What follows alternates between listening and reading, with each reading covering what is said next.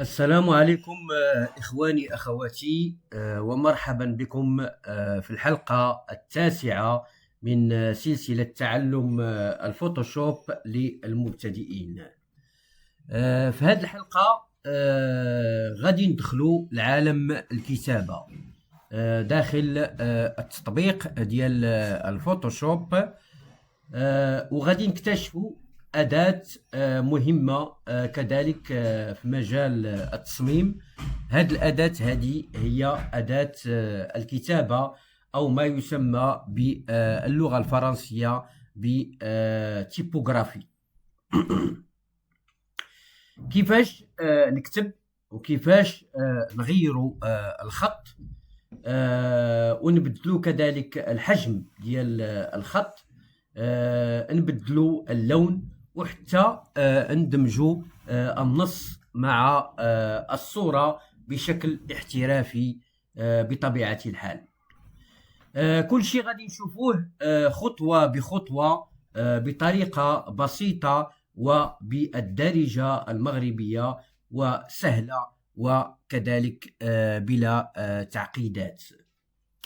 إذا كنت أخي الكريم مهتم بالتصميم، فهذا الدرس مهم بزاف، لأنه النص كيقدر يعطي واحد اللمسة قوية التصميم ديالك. نبداو على بركة الله. كما العادة إخواني أخواتي، كتشاهدوا هنا حاليا الواجهة ديال التطبيق ديال الفوتوشوب. كنديروا كريي نوفو.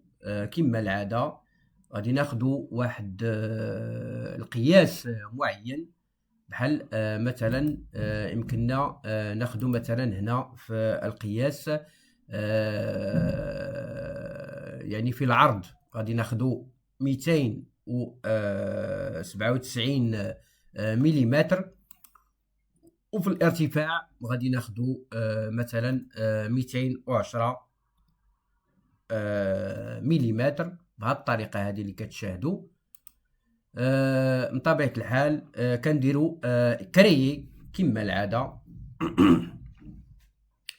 تعطينا هاد الواجهة اللي كتشاهدوا دابا حاليا على الشاشة. من طبيعة الحال هذا كنسميوه لو بلان دو ترافاي من طبيعة الحال. إذن مثلا إخواني أخواتي، حنا بغينا يعني نكتبوا شي حاجة في واحد التصميم معين بطبيعة الحال.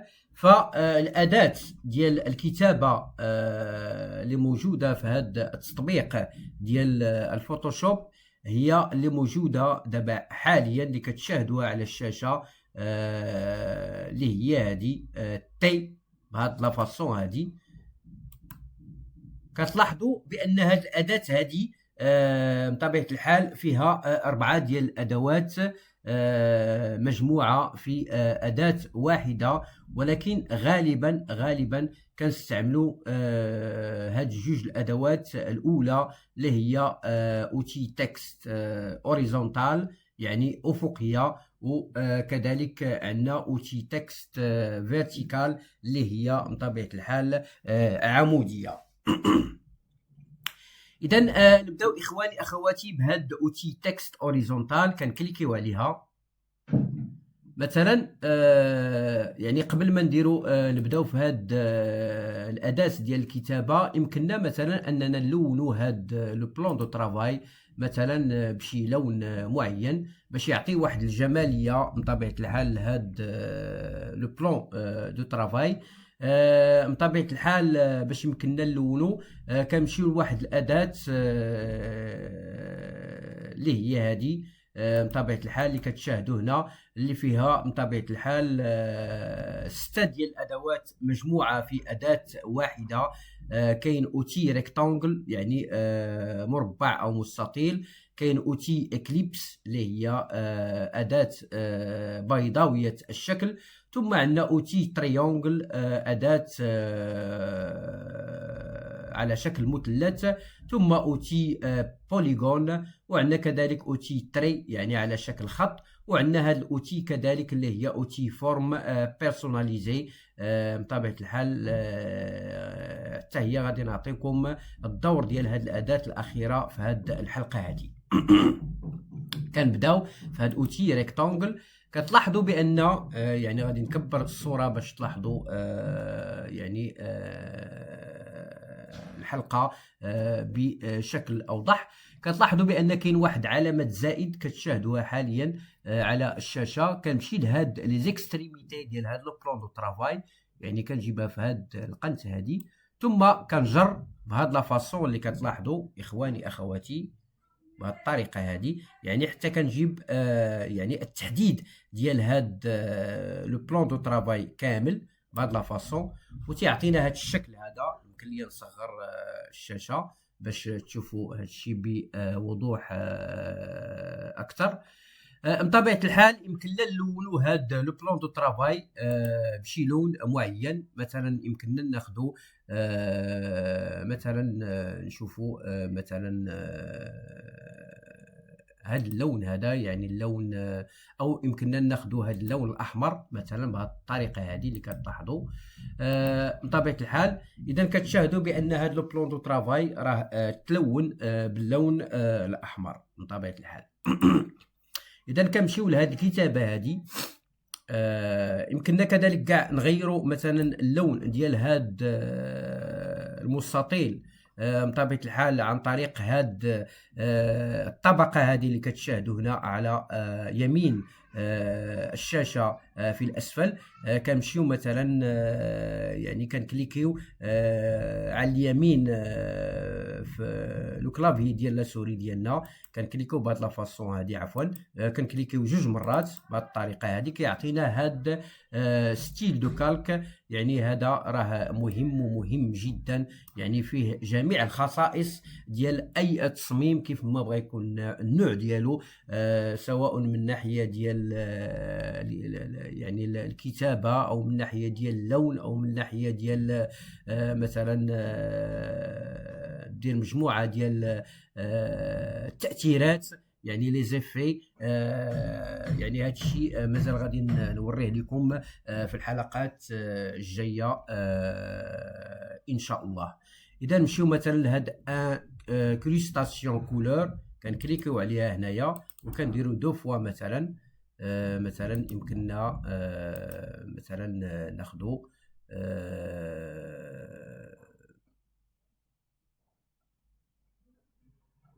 مثلا نمشيو كاع مثلا لهاد يعني هاد اللون هذا او هاد اللون هذا. نحاولوا ما امكن باش نلقاو دي كولور اللي هما مزيانين.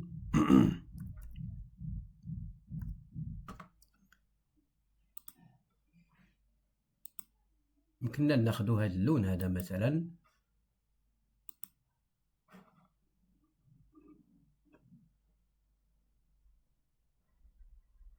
بطبيعة الحال يعني مثلا ناخذوا مثلا اللون الاسود كله بهذه الطريقه اللي غتشاهدوا اخواني اخواتي. مثلا هنا غادي نغيروا اللون، غادي نديروا مثلا اللون الاسود كله بهذه لا فاصون هذه.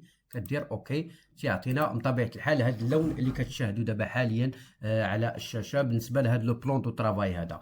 اذا كنبداو بطبيعه الحال بهذه الاداه ديال الكتابه. كنكليكيو على اوتي تكست اوريزونتال. بطبيعه الحال هنا كنكليكي يعني بالكلافي ديال لا سوري ديالي، يعني على اليسار ديال الكلافي، كنكليكي بهاد لا فاصون هادي، تيعطينا هاد الشكل هذا. دونك تنمحيه باش كنمحيه بواحد الكلافي هنا عندي في الحاسوب اللي هو باك سبيس، اللي هو سبق لي قلت لكم بانه هو على شكل يعني واحد السهم يعني طويل يعني متجه يسار بطبيعه الحال الحاسوب. اذا كنكليكي عليه بهذا لافاسون كيعطيني هذا الشكل هذا. يمكن لي نكتب مثلا جرافيك ديزاين، يعني هنا كنمشي لهاد لي كلافي اللي عندي، يعني كندير من طبيعه الحال الحروف مثلا بحال هذا الشكل هذا اللي كتلاحظوا اخواني اخواتي.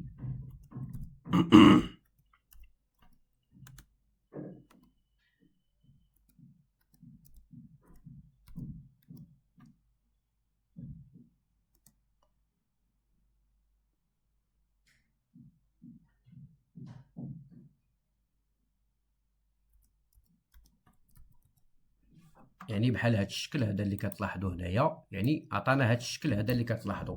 اذا راني درت الكتابه عن طريق هذه اداه الكتابه اللي كتشاهدوها دابا حاليا على الشاشه. من طبيعه الحال الا بغيت نغير اللون ديال هاد الكتابه هذه، فاشنو كندير؟ من طبيعه الحال كنكليكي دو فوا في لا سوري ديالي على اليسار، كنكليكي دو فوا بهذه الطريقه كيعطيني هذا الشكل هذا. اذا كتلاحظوا اخواني اخواتي بان هنا كاين مجموعه من الخصائص اللي كتشوفوها هنا حاليا، يعني فوق الشاشه. هنا عندنا الالوان، مثلا الا بغيتي تغير اللون مثلا يمكن لك دير مثلا اي لون كما بغيتي، مثلا خلي هذا اللون الاصفر. من طبيعه الحال عندنا هاد يعني هاد الخانه هذه اللي كتشاهدوا اللي بين لكم، يعني بطبيعه الحال هذه الخانه هذه مكتوبه فيها افيشي ماسكي لي بانو كاركتير اي باراغراف، يعني هذه خاصه ب يعني لي كاركتير مع لي باراغراف ديال الكتابه. كنكليكي عليها بطبيعه الحال كتعطينا اخواني اخواتي هاد البوابه اللي كتشوفوها دابا حاليا على الشاشه، بوابه صغيره. بطبيعه الحال يمكن لي انني نغير مثلا في الابعاد ديال الكتابه، يمكن لي ندير لها على هذا الشكل مثلا، يمكن لي ندير لها على هذا الشكل بهذا لافاسون اللي كتشاهدوا دابا حاليا. مثلا يمكن لي مثلا نغير الكتابه براسها، يعني عندنا هنايا كما كتشاهدوا مجموعه من انواع الكتابات. مثلا يمكن لك دير هاد يعني هاد الكتابه هذه او هذه مثلا بحال هذه، يعني بهذا الشكل. مثلا يمكن لي نخلي هاد يعني غير باش تشوفوا نتوما الكتابه كي دايره بطبيعه الحال.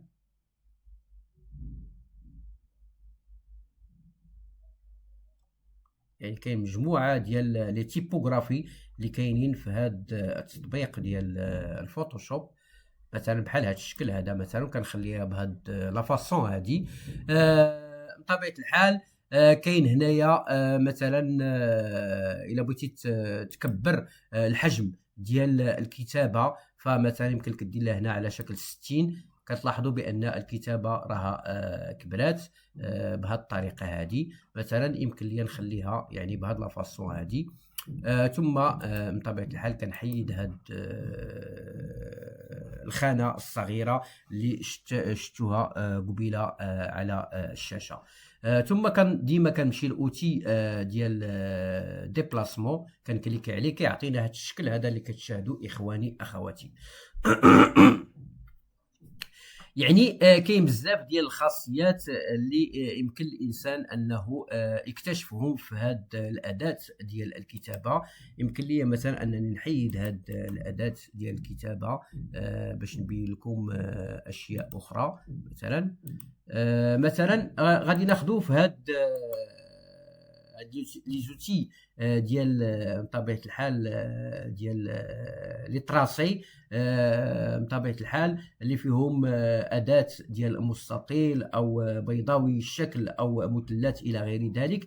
يمكننا ناخذوا واحد الشكل بيضاوي مثلا بهذه لا فاسون، وغادي نديروه هنايا كما كتلاحظوا اخواني اخواتي بهذه الطريقه هذه اللي كتشاهدوا بهذه لا فاسون هذه، يعني بهذه الطريقه. مثلا يمكننا نغيروا اللون ديال الدائره، يمكننا نديروه مثلا على شكل ابيض بهذه لا فاسون اللي كتشاهدوا اخواني اخواتي، يعني بهذه لا فاسون هذه. من طبيعه الحال يعني الا بغيت نغير مثلا السمك ديال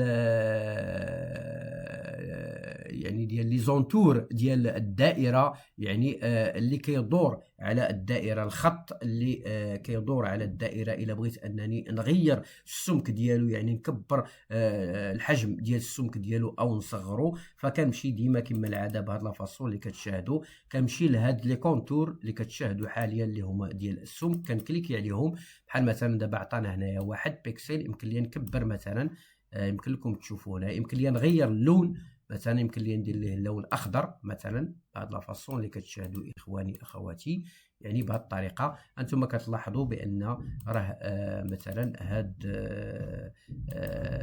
يعني هاد لونتور ديال الدائره، فمن طبيعه الحال كي يتبدل. نعاود يعني باش تشوفوا مزيان يعني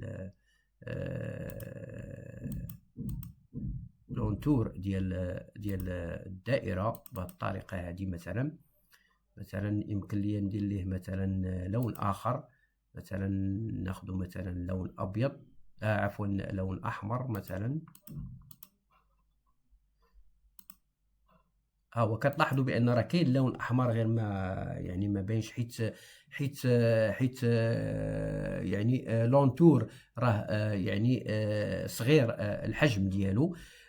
بطبيعه الحال اخواني اخواتي، هنا يمكن لي مثلا انني ندير واحد الكتابه معينه مثلا في يعني تحت هاد لونتور ديال هاد الدائره. كيفاش يمكن لي نديرها؟ فمن طبيعه الحال كنمشي للاداه ديال الكتابه كما العاده. اش كتلاحظوا اخواني اخواتي؟ كتلاحظوا هنايا مثلا الا كبرنا الشاشه كتلاحظوا هنا بان عطاتنا هاد اداه الكتابه على شكل دائره اللي كتلاحظوا وفيها من طبيعه الحال تي. ولكن الا مشينا لهنا يعني طلعنا فوق الدائره واحد شويه، انتم كتلاحظوا اش كتلاحظوا هنا. باش نزيد نكبر لكم المساله باش تشوفوها يعني بوضوح اكثر. مثلا الا درنا بهاد لا فاصون كتلاحظوا بان كاين واحد الخط، يعني بهذه الطريقه هذه اللي كتشاهدوا واحد الخط كاين يعني في هذا الحرف التي، يعني دايز عليه. هنا كنكليكي بطبيعه الحال وتيعطينا هذا الشكل هذا اللي كتشاهدوا دابا حاليا اخواني اخواتي. تيعطينا هذا يعني نوع ديال الكتابه اللي يمكن كديروا في لي زونتور ديال الدائره. يمكن لي انني نحيد مثلا هذه الكتابه هذه مثلا، عفوا غادي نحيد هذه الكتابه باش يمكن لي انني يعني نبدا. عفوا غادي ندير نعاود نوضح لكم المساله اكثر يعني باش تشاهدوها. مثلا يمكن لي نحيد الكتابه بهذه لا فاصون، يعني نعاود ندير كونترول زد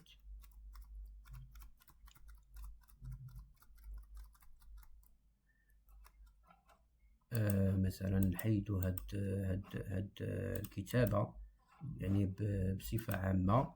مثلا هاد الكتابه غادي نحيدوها باش نديرو كتابه اخرى مثلا بهاد لا فاصون. مثلا كما العاده كنمشيو لاداه ديال الكتابه بهاد لا فاصون هادي. غادي نكبر لكم الشاشه باش تشوفوا يعني كيفاش كتكتب الكتابه في لي زونتور ديال الدائره. اذا الا كتبت هنايا مثلا في الوسط ديال الدائره غادي تعطينا الكتابه هنا وسط الدائره. ولكن الا مشيت طلعت واحد شويه باش يعطينا داك الخط اللي كتشاهدوا دابا حاليا، فكنكليكي غادي يعطينا الكتابه في الجوانب ديال الدائره من الاسفل. اذا هنا غادي ندير كليكي وغادي ندير سوبريمي باش نبدا الكتابه من جديد. مثلا يمكن لي نكتب مثلا جرافيك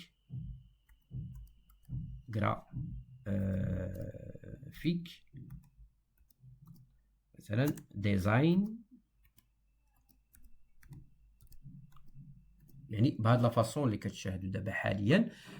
بطبيعه الحال يمكن لي نغير مثلا اللون ديال الكتابه الا بغيت.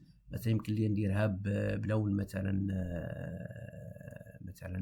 ازرق الا بغيت. مثلا بهذه لا فاصون اللي كتشاهدوا كتعطينا هذا الشكل هذا. غادي تلاحظوا بان راه يعني غادي كتابه براسها. غادي نحاول ما امكن باش نصغر مثلا كنعطيه هذا الشكل هذا اللي كتشاهدوا دابا حاليا. بطبيعه الحال هاد يعني ريكتونغل اللي درنا قبيله مثلا غادي نديرو له هنايا بيكسيليزي. بطبيعه الحال هذا الجرافيك بطبيعه الحال كما كتلاحظوا هي هذه مثلا اصفر، يمكننا نغيروا اللون ديالها نديروه مثلا ازرق بهاد لا فاصون اللي كتشاهدوا بهذه الطريقه. اذا هي عطاتنا اللون الازرق اللي كتشاهدوا دابا حاليا اخواني اخواتي. يمكننا اننا يعني هاد الكتابه هذه اننا يعني نغيروا لها يعني المسار ديالها، نديروا على هذا الشكل هذا اللي كتشاهدوا دابا حاليا مثلا بهذه الفاصون هذه كتعطينا هذا الشكل هذا اللي كتشاهدوه دابا حاليا يعني اخواني اخواتي بهذه الطريقه هذه مثلا، يعني بهذه لا فاصون هذه اللي كتشاهدوا دابا حاليا. بطبيعه الحال هاد الكتابه بطبيعه الحال يمكن لي انني نبدل يعني مثلا بالنسبه للخاصيات. كاين الخاصيه ديال انه الا بغيتي تبعد ما بين يعني الحروف، فبطبيعه الحال هنا راه كاينه يعني مثلا هنا يمكن نديروا 10. كتشاهدوا بان راه الحروف يعني كتوسع بهذه الطريقه هذه. يمكن نديروا مثلا 36 عفوا غادي نديروا مثلا هنا نديروا 75 مثلا بهذه لا فاصون اللي كتشاهدوا دابا حاليا، يعني عطاتنا هذا الشكل هذا. بطبيعه الحال اخواني اخواتي غادي نمشيو لواحد الاداه اخرى اللي كاينه في اداه الكتابه.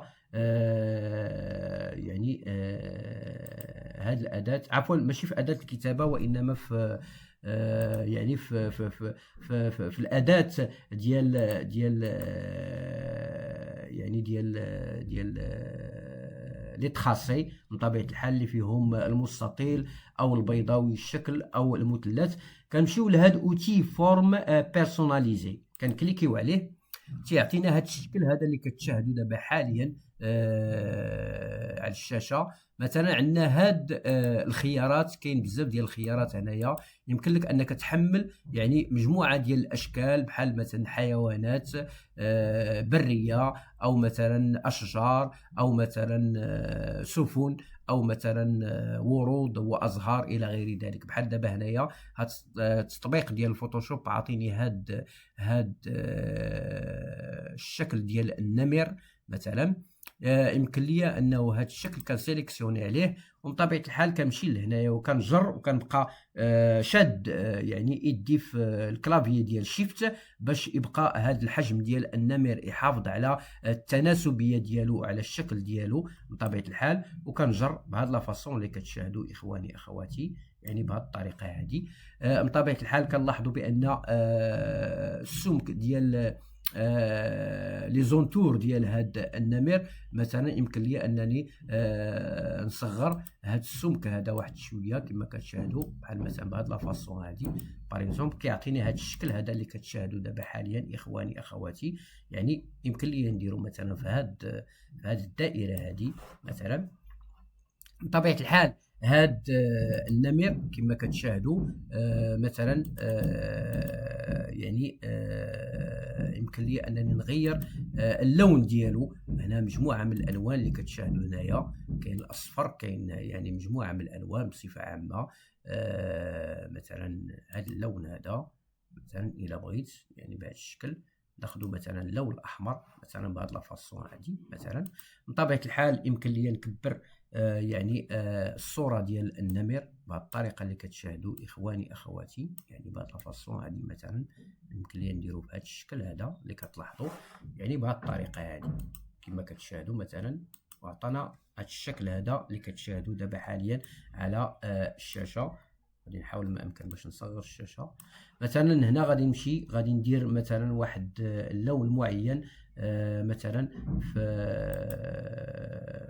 مثلا في هذا الاوتي ديال ديغرادي هذا. يعني هذه اداه مازال غادي نعطيكم الدور ديالها. مثلا نكليكي عليها مثلا كتعطينا هاد ديغرادي. يمكن لي مثلا انه يعني من قبل. يعني غادي نمشي ندير واحد الشكل من طبيعة الحال اللي هو مثلا مستطيل بهذه الطريقة هذه. كنجر يعني بهذه لافاسون اللي كتشاهدوا اخواني اخواتي، بهذه لافاسون هذه كيعطينا هذا الشكل هذا اللي كتشاهدوا لون احمر. يمكن لي نغير اللون ديال هذا المستطيل، يمكن لي نديرو مثلا بواحد اللون اخر.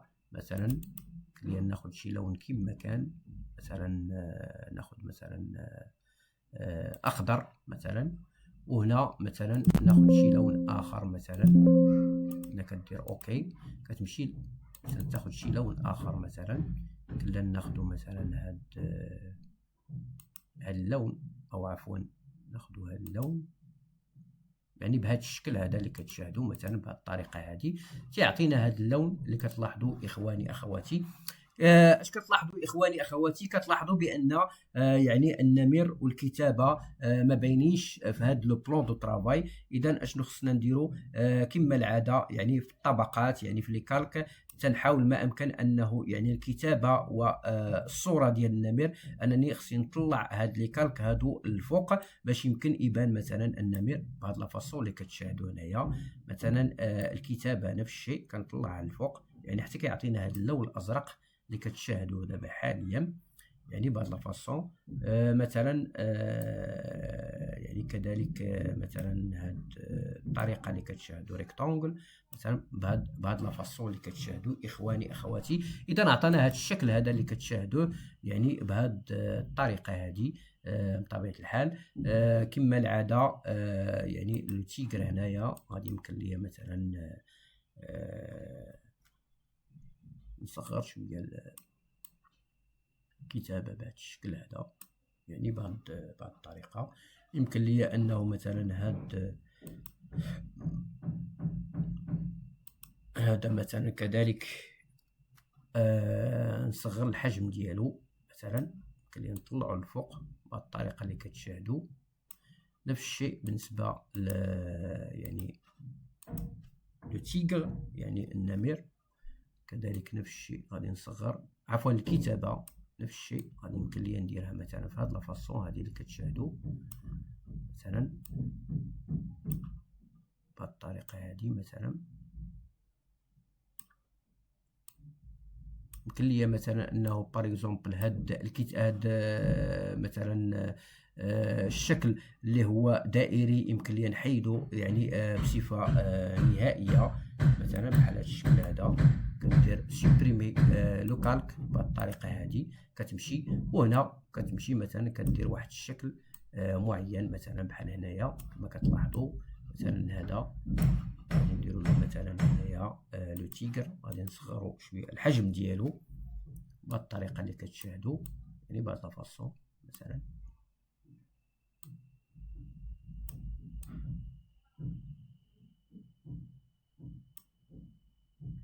يعني بهذه الطريقه هذه مثلا بهذا الشكل هذا. نمشيو اخواني اخواتي نزيدو مثلا بالنسبه للاداه ديال الكتابه. يمكننا مثلا نكتبوا شي حاجه اخرى مثلا هنايا باغ اكزومبل يمكن نكتبوا مثلا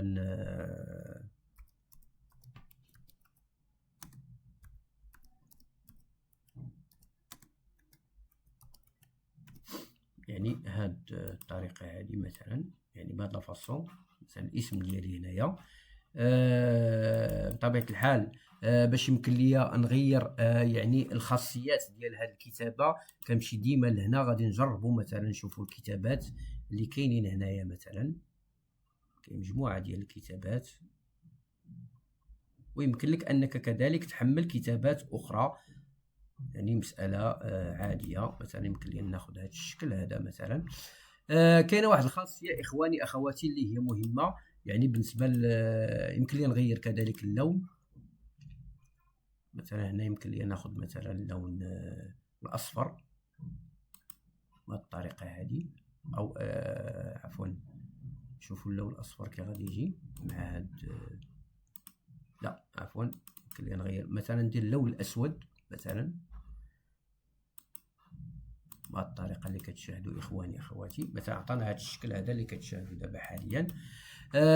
كاينه واحد الخاصيه هنايا اللي هي كريي ان تكست ديفورمي، يعني كدير واحد الكتابه اللي هي يعني متغيره.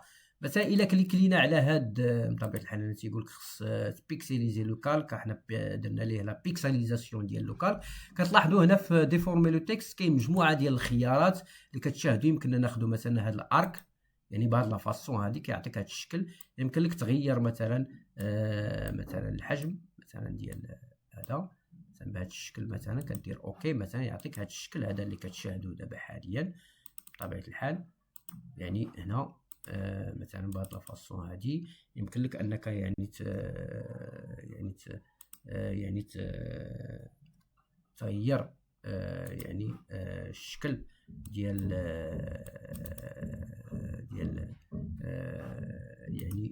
ديال الكتابه. مثلا يمكن نديروا هذا الشكل هذا، كتصغر الكتابه او تكبرها يعني كما بغيتي بهاد لافاسون هذه مثلا. كذلك كاين واحد المساله، مثلا الا بغيتي دير مثلا واحد الشكل اخر بلا ارك، يمكنك تاخذ مثلا ارك انتيريور يعني العكس، كيعطيك هذا الشكل هذا اللي كتشاهدوا اخواني اخواتي، يعني بهاد لافاسون هذه اللي كتشاهدوا. يعني طريقه جميله وجميله جدا. كاين كذلك اشكال اخرى، مثلا يمكن لك دير مثلا على شكل يعني درابو، يعني على شكل يعني مثلا واحد رايه مغربيه، يعني على شكل رايه بصفه عامه، يعني بهذا الشكل هذا. عفوا غادي نمشي لهنا، غادي ندير مثلا بهذا الشكل هذا اللي كتلاحظوا. مثلا يمكن لك دير مثلا درابو، يعني بهذه الفاصون هذه اللي كتشاهدوا، يعني بهذا الشكل هذا تعطينا هذا الشكل الجمالي اللي كتشاهدوا. يعني بهذه الفاصون بغيتي تكبر بغيتي تصغر، يعني ديما التكبار ديال لو تكست او التصغير ديالو، فمن طبيعه الحال كدير كونترول تي تعطيك لا سيليكسيون ديال لو تكست، ومن بعد كتكبر الحجم او تصغر كما بغيتي. يعني هنا بالنسبه للكتابه في التطبيق ديال الفوتوشوب، يعني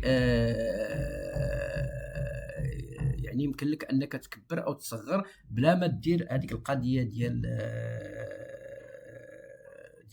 ديال شيفت.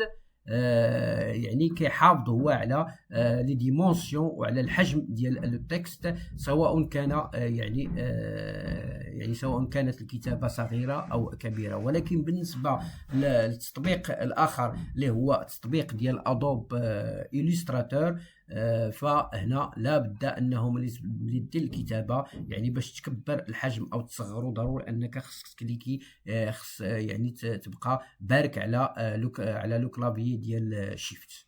ومن طبيعه الحال هادشي راه مازال غادي نبينو لكم ملي نساليو هاد الدوره ديال تعلم الفوتوشوب، ملي ندخلو من بعد الدوره ديال تعلم ادوب إليستراتور، غادي نبين لكم هذاك الشيء بوضوح اكثر. اذا هنا مثلا مثلا يمكن لك تبدل مثلا الحجم. كذلك كاين بزاف ديال يعني مثلا لو بواسون على شكل يعني سمكه، يعني بهذه لا فاصون اللي كتشاهدوا اخواني اخواتي، يعني بهذه الطريقه هذه مثلا.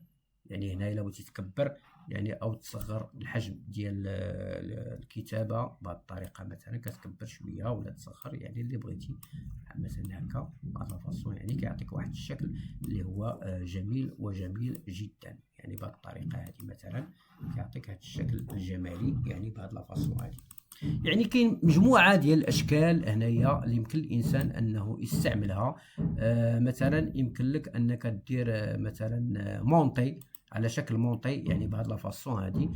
بطبيعه الحال هنا كتكبر شويه او كتصغر، يعني الا بغيتي مثلا دير على هذا الشكل هذا كما كتلاحظوا، يعني بهذه لا فاصون هذه اخواني اخواتي. يعني بهذه الطريقه غتغير اللون كما العاده. يمكن لك دير شي لون اخر مثلا مثلا يعني دير مثلا هذا اللون اللي هو برتقالي، عفوا اللي هو بهذا الشكل هذا اللي كتشاهدوا هنايا. يعني اعطيك بحال هذا الشكل هذا اللي كتلاحظوا اخواني اخواتي، يعني شكل جمالي وجمالي جدا. اذا اخواني اخواتي، نتمنى ان هذه الحلقه هذه ديال أداة الكتابة تكون يعني رقت لكم من طبيعة الحال. وكما قلت لكم من قبل يعني في الحلقات السابقة، هذه ما هي إلا بداية لحلقات متعددة لتعلم يعني التطبيق ديال الفوتوشوب، اللي هو من طبيعة الحال النواة الحقيقية ديال المصممين وديال الناس اللي كدير تصاميم احترافية. هذا أخوكم أتانا مولاي الطاهر. ما تنساوش ديروا لايك وتفعلوا الجرس باش يوصلكم كل ما هو جديد، وتشاركوا هاد المعلومات التعليمية والتثقيفية مع الإخوان ديالكم والأقارب ديالكم بطبيعة الحال، فضلا وليس أمرا. وإلى اللقاء في الحلقة القادمة بحول الله وقوته.